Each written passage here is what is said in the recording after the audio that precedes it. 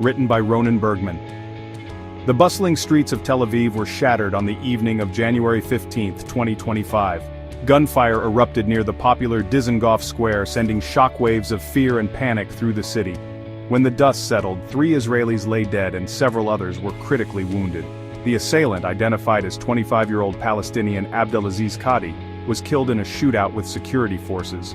The attack sent ripples of fear throughout Israel, a nation all too familiar with the specter of terrorism.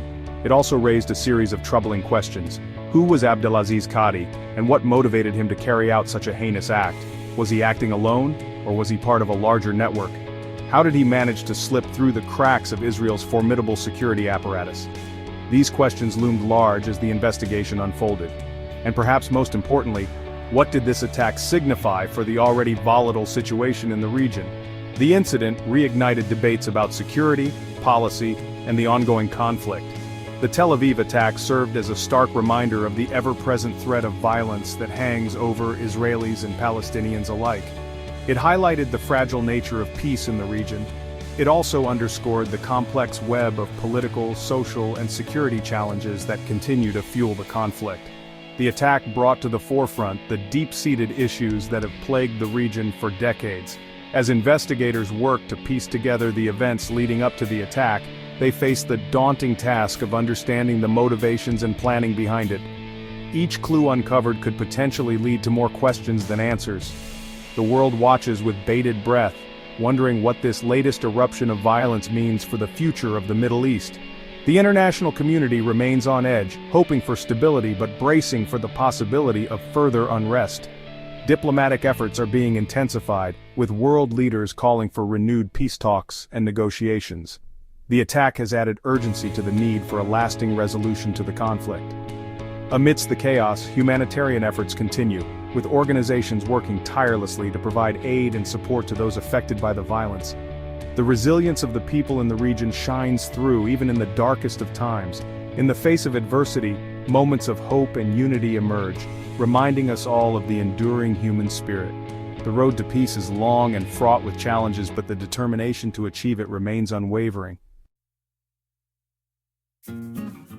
The immediate aftermath of the attack saw a scramble to uncover the identity and motivations of the perpetrator. The streets of Tel Aviv were filled with chaos and confusion as emergency services rushed to the scene, trying to manage the situation and provide aid to the victims. The public, gripped by fear and uncertainty, demanded answers. Who was behind this heinous act and why had they chosen this moment to strike? Abdelaziz Qadi, a resident of the West Bank city of Hebron, was quickly identified as the gunman. His identification came as a shock to many, as he was not a known figure in any militant circles. The police investigation in Hebron revealed a man who had lived a relatively quiet life, with no prior indications of violent tendencies. Details about Qadi's life remain shrouded in mystery. Neighbors and acquaintances described him as a reserved individual, someone who kept to himself and rarely engaged in community activities. This enigmatic persona only deepened the mystery surrounding his actions. He was not previously known to Israeli intelligence agencies and his name did not appear on any watch lists. This lack of prior intelligence raised questions about how he managed to plan and execute such a devastating attack without drawing any attention. Initial investigations revealed that Qadi had entered Israel illegally a few days prior to the attack. Surveillance footage showed him crossing the border under the cover of darkness, evading detection by security forces. This breach highlighted potential vulnerabilities in border security that authorities are now urgently addressing. His movements within Israel, however, remain unclear.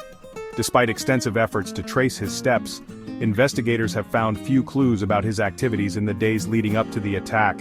Did he have a network of support, or was he operating entirely on his own?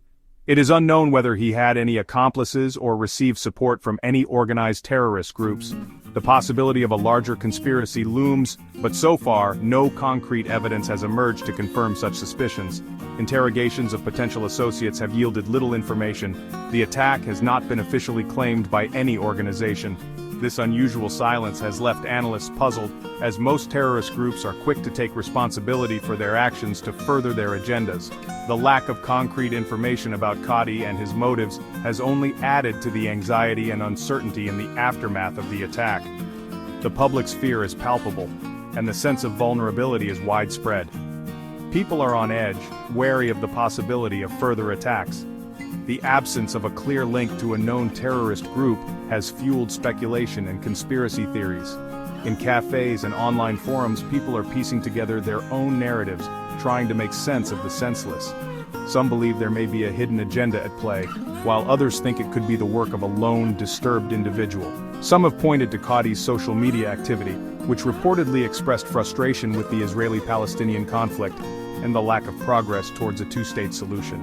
His posts, filled with anger and despair, paint a picture of a man deeply affected by the ongoing strife.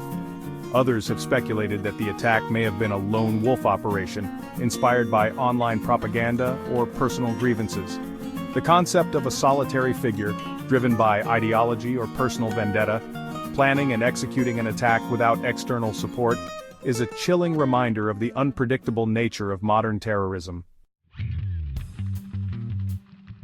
In the wake of the attack, all eyes turned to the Shin Bet, Israel's internal security service, tasked with preventing terrorism within the country. The agency launched a full-scale investigation, working tirelessly to retrace Qadi's steps, uncover his motives, and determine if he had any accomplices. The Shin Bet faced intense scrutiny and pressure to provide answers. The agency's investigation focused on several key areas. Firstly, they sought to understand how Qadi managed to enter Israel undetected. This involved scrutinizing border security measures, reviewing intelligence reports, and interviewing individuals who may have crossed paths with Qadi. Secondly, investigators worked to establish Qadi's movements within Israel, tracing his steps from the point of entry to the moment of the attack. This involved analyzing CCTV footage, mobile phone records, and witness testimonies.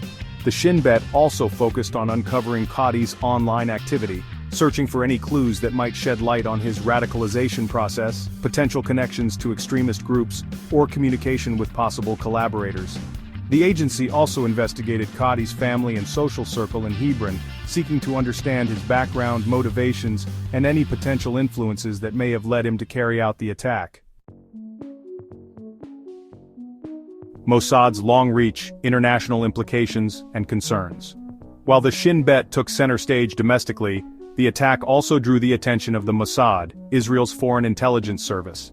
The Mossad's role was to investigate any potential international connections or support Qadi might have received. This involved collaborating with intelligence agencies worldwide, particularly those in countries where Qadi may have traveled or had contacts.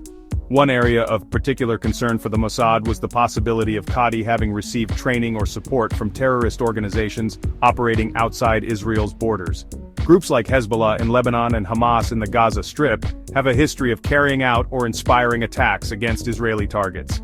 The Mossad's investigation aimed to determine if Qadi had any direct or indirect links to such groups.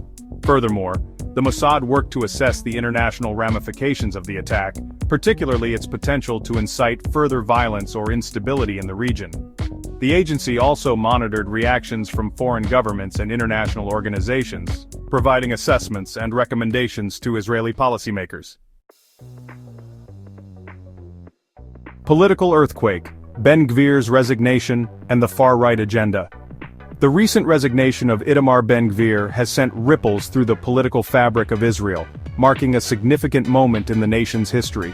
This event has not only shaken the political landscape but also brought to the forefront the contentious issues surrounding the far-right agenda in Israel. The Tel Aviv attack sent shockwaves through Israel's political landscape, leading to a dramatic turn of events. The attack, which left many in fear and uncertainty, became a catalyst for a political upheaval. The streets of Tel Aviv were filled with a mix of anger, confusion, and a desperate call for change. People from all walks of life reacted strongly, demanding accountability and a shift in the current political approach. Itamar Ben Gvir, the controversial leader of the far-right Otzma Yehudit party and Minister of National Security, announced his resignation just days after the attack. His decision to step down was unexpected and has been interpreted in various ways by political analysts and the general public. Some see it as a strategic retreat, while others believe it is a response to the mounting pressure and criticism he faced. Ben Gvir, known for his inflammatory rhetoric and hardline stances against Palestinians, faced a wave of criticism following the attack. His speeches and public appearances often stirred controversy, and his policies were seen as divisive. The public outcry against his approach to national security and his perceived role in escalating tensions reached a boiling point, leading to widespread protests and clashes with security forces. Many accused him of inciting violence and exacerbating tensions with his provocative statements and policies. His critics argue that his actions have not only endangered lives but also deepened the rift between different communities within Israel. The political unrest that followed his statements was a clear indication of the growing dissatisfaction among the populace. Others criticized his handling of the security situation, arguing that his focus on expanding Jewish settlements and asserting Israeli control over the West Bank had come at the expense of internal security.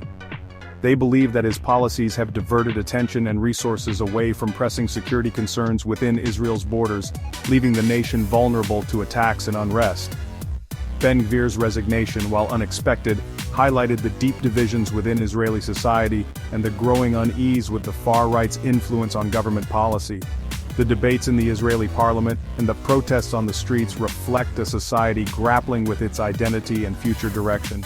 The resignation has sparked discussions about the need for a more balanced and inclusive approach to governance. His departure from the government was seen by some as a sign of hope, a potential turning point that could pave the way for a more moderate and conciliatory approach toward the Israeli-Palestinian conflict. The celebrations and peace rallies in Tel Aviv were a testament to the optimism that some citizens feel about the possibility of a new era of dialogue and reconciliation. However, others remained skeptical, fearing that Ben Gvir's resignation might embolden the far right and lead to even more extreme policies in the future. The uncertainty about the political future of Israel remains, with many concerned that the far right could regroup and push for even more radical changes. The nation stands at a crossroads, with the potential for significant shifts in its political landscape.